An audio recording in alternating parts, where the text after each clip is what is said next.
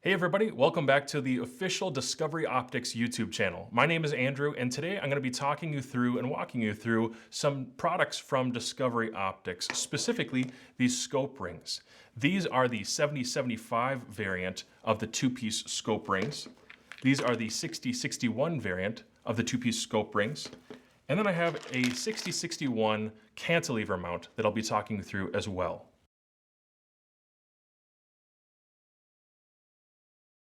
All right, let's look at some of the differences between the variants that I have here on the table today. These are the 6061, and I'll open the box real briefly here so you can take a look and see what that ring is going to look like. This is a 30 millimeter variant right here, 1.45 height. I like 1.45 personally because it works well with the bolt guns and auto guns that I've run in the past, and it tends to allow me to fit a larger objective bell, which is very often something I run. You may not need that in your case. I have a 30 millimeter optic right here. This is the HD 2-12 from Discovery, and this one I can typically run pretty low, even on a low pair of rings, because it does not have a large objective bell. On the 5-25 series or 3-15 series, you may need to run something more like the 1.45s. This has underneath a Picatinny stopper there. It's going to index on your Picatinny rail. It's got TORX wrench hardware.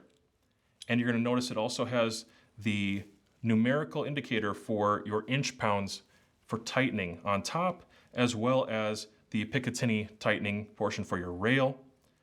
And a couple other features I'll get to in just a second. That was the 6061 set. And now let's take a look at the 7075. There are just a couple differences here, but they're important differences.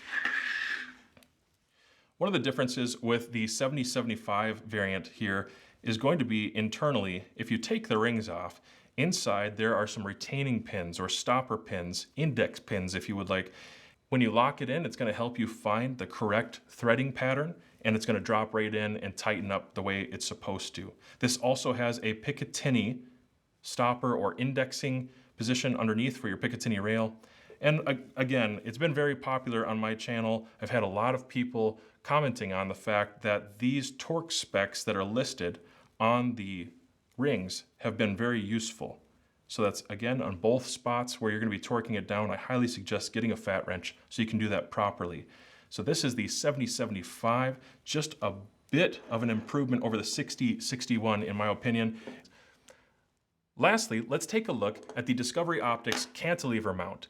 This has some things in common with the 6061 series, and it has some other things in common with the 7075 series.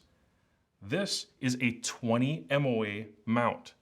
It means it has 20 minutes of angle built into the inclination of the base. It is a Picatinny attachment, and it also has Picatinny studs to align with your rail. It works especially well with AR rails, things of that nature, but all modern Weaver Picatinny type rails, this is going to fit just fine with that. As you can see on this side, it also includes the TORX specs for each TORX. And those are really important because you don't want to over tighten that and damage your rail or actually break some of your hardware. So 30 inch-pounds is what this is set to, and that is appropriate for most rings. High quality rings are usually going to be in that area. And then on top, you can see that it also has markings for the scope rings itself, which are going to be 20 inch-pounds, which again is going to be right around that standard factory setting for all high quality rings. The fact that this is a 20 MOA mount allows you to get out really, really far with your optics. In particular, here's my EDAR. I run this out past 830 yards with a 300 blackout. One of the ways that I was able to achieve that kind of distance with such a slow bullet and low ballistic coefficient was because this has 20 minutes of angle, which allows me for more internal travel to be extracted to get out and touch those further targets. So I've got it mounted up on my personal optic here, just like that. Really happy with my personal usage of it right there. Something cool under the hood, I'm gonna go ahead and take the top rings off. This is what it has in common with the 7075. You can see that it has two retaining pins or indexing pins.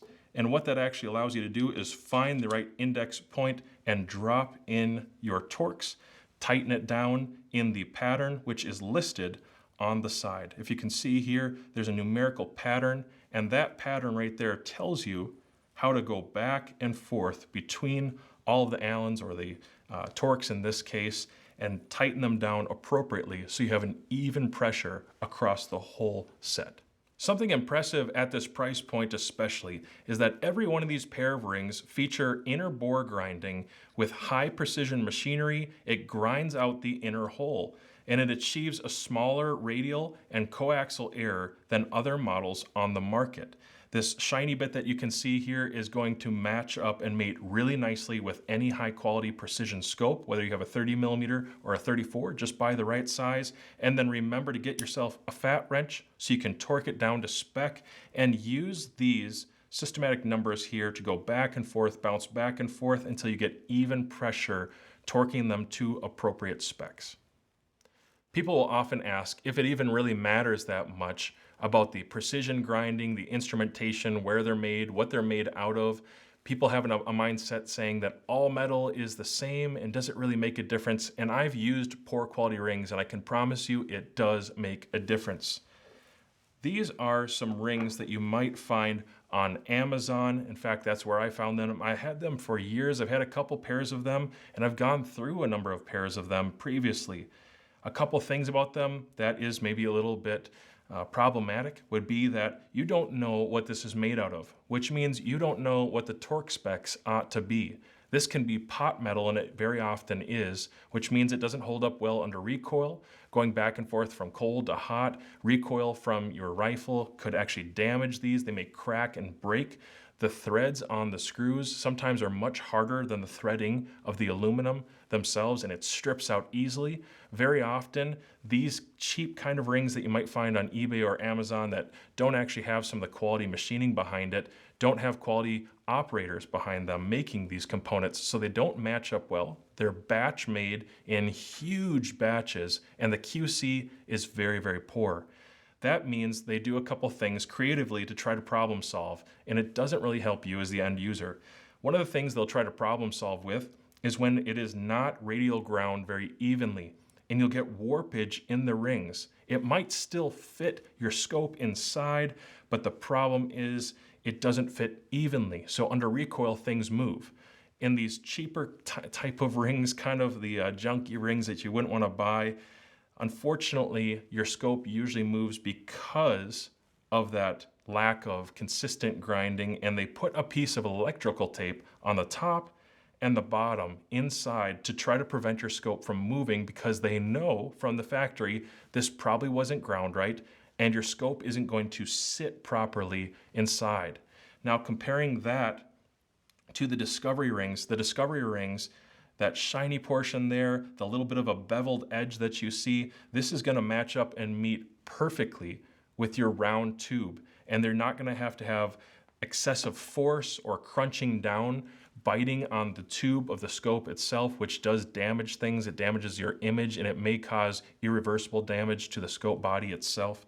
These cheaper rings just aren't worth it, and there's a lot of things about them that are going to make your shooting experience less pleasant or your shots less consistent. Yes, it does matter, and the quality metal from the 6061 or the 7075 is going to be sufficient to hold your optic in place, whether you're in harsh conditions or not, under rough recoil or not, and even with the elements trying to mix in, these are going to hold them in place.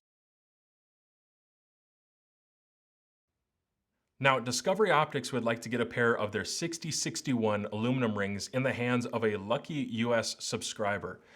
All you have to do for this giveaway is make sure you're subscribed to the official Discovery Optics YouTube channel, and then drop a comment down below letting us know what kind of rifle setup you'd like to see your 6061 rings on.